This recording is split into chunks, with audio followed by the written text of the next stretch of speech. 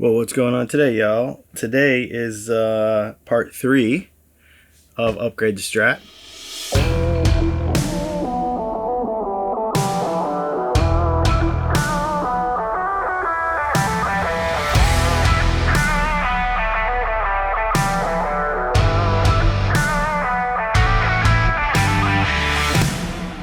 And we're still working through some of the problems that, well, a lot of guitars could have. Many guitars could have. Even when you buy them brand new. I bought this brand new, and as we talked about in the last video, the fret ends needing a little work, or maybe a high fret or two, just because of weather changing from where the guitar was manufactured to where you live, various things like that. Stuff moves around, and you have to do some work on it sometimes. Now, many people would just bring it to a guitar store or, some kind of repair shop and have them do the work. Or maybe they wouldn't do anything at all because maybe it doesn't bother them. But we're going to take this thing kind of to the next level and make it as good as we can get it. And we're going to do it with kind of some budget tools that we just got off of Amazon. I'm going to leave a link to everything that we're using today in the description of this video. For a very reasonable amount of money, you'll have everything you need to do the work on this thing. First of all, what we need to do, I took the strings off of it. And then the very next thing we need to do after that, in order to figure out which frets are high, because that's what we're going to work on, we need to make sure that the neck is 100% flat. It can't have any back bow in it at all or any relief in it. So this would be back bow, this would be relief, okay? So we want it 100% flat. So what we use for that is this notched straight edge. And it's got 24.5 inch or 24 3/4 scale notches and 25.5 inch scale notches, so that the frets will go up in the notches. And so we put this on the guitar, and what we want to look for is if there's any light coming through in the middle, or if there's any light coming through in the edges. So if there's any light coming through in the middle, that means we've got some relief in it, right? So we're going to take our truss rod wrench and we're going to tighten it until the light in the middle goes away.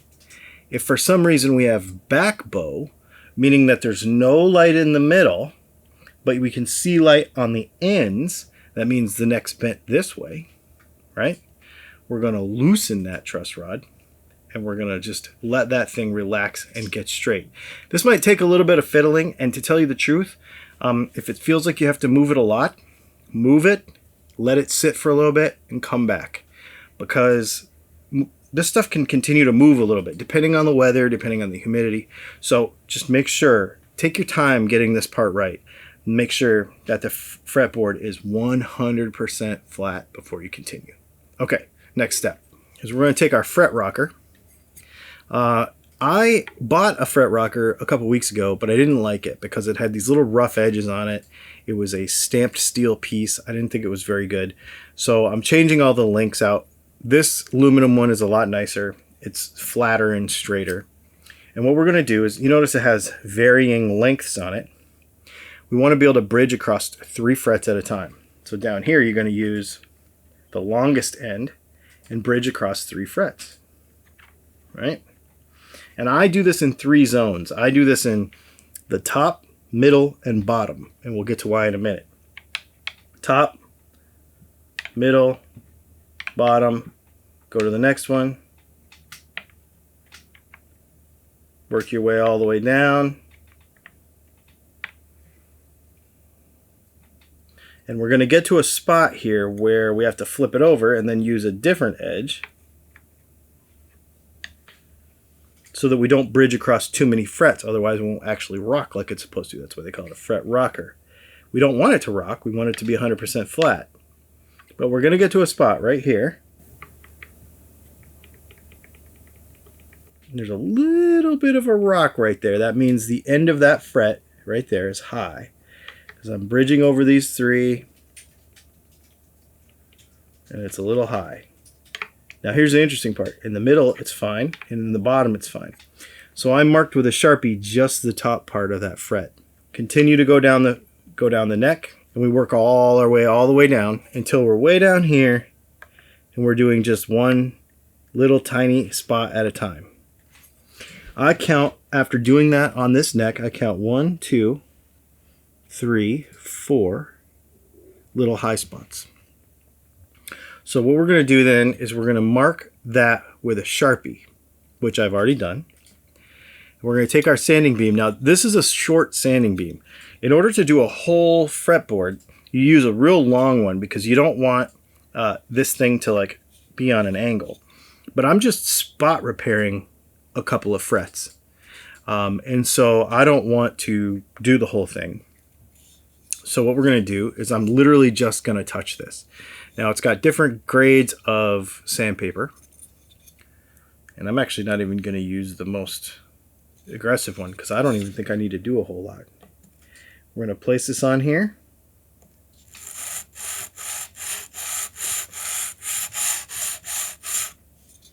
Just until that high spot goes away and that high spot goes away. Okay, so now what I've done is, I don't know if you can see the glare here, but this middle fret was high. So I marked the frets on both sides of it. So then what we're going to do is we're going to take our 600 grit and we're just going to lightly go across the tops of those frets. I'm not pressing, I'm not doing anything. But now we've burned through the high spot of this fret and we've touched down through the Sharpie on the frets on the other side. So now we know that this fret is now down to the level of these 3 frets. Or these 2 frets on either side. So now, when we put this on here, it's not high anymore. We don't have any high spots. Everything is perfect. Now what we need to do is recrown them. So here's what I would say. Check it all, mark it all with a Sharpie, and then just give it a couple of back and forth. You don't want to put an angle on it. You don't want, you remember you've got a radius, so you kind of just want to give it a little light. It doesn't take a whole lot to level a couple of high frets. Now, if we were putting all new frets on the guitar and we were marking them all and we were taping it all up and we were trying to get everything level because nothing was level, that's another story. But what we're doing here is just spot checking just a couple of high frets and fixing them. Now what we need to do is recrown them. Okay, so what a crowning file is it's got a little groove in it. And basically what it's supposed to do is only take material off of the sides, but not the middle. Because when we've sanded the top of the frets, we've now taken material off the top and we've created a flat spot on top of the fret. You got to have the right size file for this, which I have here. So all we're going to do, and again, we didn't do a lot of work to these, so we're just going to give it a quick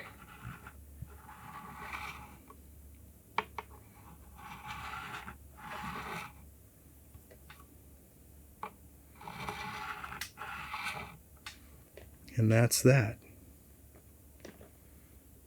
Next one. People are going to say, well, why didn't you tape up your fretboard? Because I'm being very careful, number one. And number two, I did not do enough on this to create a bunch of issues.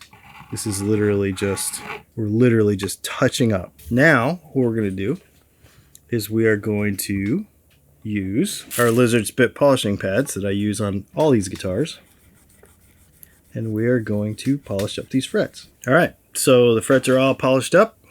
We've got the neck all cleaned up. And we don't have any more high frets. So at this point, we just need to put strings back on the guitar and reset it up. You're going to have to readjust your truss rod, obviously, because it's flat. So you'll need to put the strings on. It's totally flat. You'll need to put the strings on, let it kind of pull in, and then that'll give you a little bit of relief, and then you might have to loosen it up just a little bit more, and then start your setup. Okay, so a couple of notes about what we just did.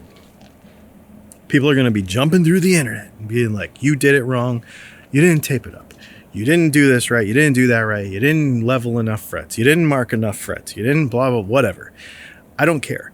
What we wanted to show here is a little minute amount of work that has to be done to a lot of guitars. If it needs a full fret job, if it needs a full fret, level and recrown, I'm probably going to send that to somebody. I don't want to do that work. It is a lot of work to get it 100% right. So what I wanted to show you was on a new guitar, when you have 1 or 2 frets to fix, how easy it is. Just a couple of light passes with a small sanding block and you're done. It's not that hard. Just take your time and just go real slow. Number 1, make sure that the neck is really flat. Number 2, take your time fret rockering all the frets and marking, the top third, the middle third, and the bottom third of any high fret. If you get 3 or 4 in a row that are high, there might be other problems there. You might want to send that to somebody. If you get, more than 4 or 5 that are high, then maybe you want to send it to somebody. But usually what I just showed you in that situation is there's 1 or 2 that are bad, 2 or 3 that are bad. Not crazy. You know what I mean? And honestly, on most new guitars, where you run into this problem, and you're not going to run into it every time, but once in a while you will. I did on this guitar. And in those cases, that's going to be it. It's just going to be a touch-up situation. This is not a full-on commitment fret job. That's not what we're doing here. And so before people jump in the comments and say I'm doing it wrong or there should be something else different, this is just a little minimal thing. Once you understand what you're feeling and how you're feeling it and what you're looking at with the marks on the frets and all that kind of stuff, you can get the hang of this. It's possible that what you could do is just try on some junk guitar. Go to Goodwill and get a cheap free guitar and buy these tools. We'll put links to them in the description. They're not expensive. And just give it a shot. Practice on something free or, some old guitar you don't play anymore. Just give it a shot. And as long as you just take your time and go little light actions, you're not going to do big damage. And if you feel like you got it out of control, just send it to somebody and have them do it. $100 or whatever. You know what I mean? But at least you know what you're getting into, and also you kind of know what you're hearing and feeling once you see it illustrated with Sharpie. It's pretty awesome. Next video on this guitar is going to be setting it up, and we're going to set the tremolo like Jeff Beck. We're going to float the tremolo on this guitar so that we can use it kind of with like a warble. So I think you're going to dig that. Make sure you check out the Patreon. Make sure you check out the member button down here, because everybody on YouTube members and Patreon members have been seeing this video for a week already. And then also just enjoy yourselves. We'll see you in the next video.